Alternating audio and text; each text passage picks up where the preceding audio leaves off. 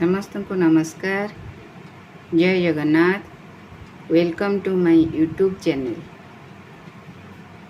आज श्रीमद् भगवतर किछि श्लोकर पठन और व्याख्यान करवा। ओम श्री परमात्मने नमः। ओम श्री परमात्मने नमः। ओम श्री परमात्मने नमः। त्वमेव माता च पिता त्वमेव बन्धुश्च सखा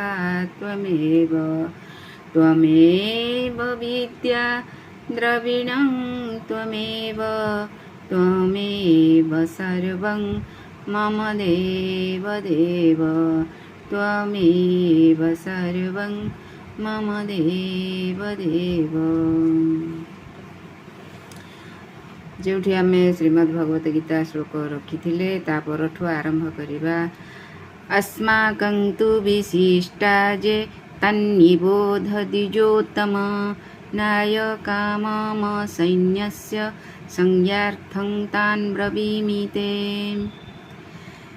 भवान् भीष्मश्च कर्णश्च कृपश्च समितिञ्जयः अश्वत्थामा विकर्णश्च सौम्यदत्ति तथैव च।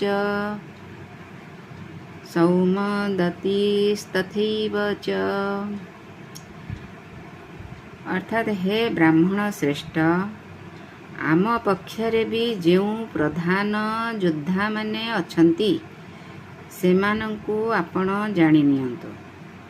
आपणक जानिबा निमंते मो सेनार जो सेनापति माने अछंती सेमानंक नाम कहूछि।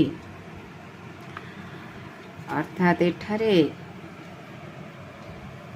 अर्जुन श्रीकृष्ण को कहउचंती एवं ए विषय संजय आसी धृतराष्ट्र आगे प्रकाश करुछंती।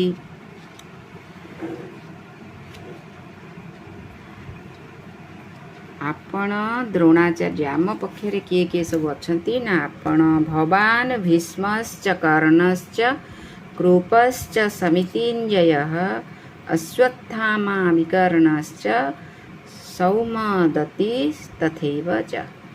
आपण द्रोणाचार्य पितामह भीष्म कर्ण एवं संग्राम विजयी कृपाचार्य तथा सेहीपरि अश्वत्थामा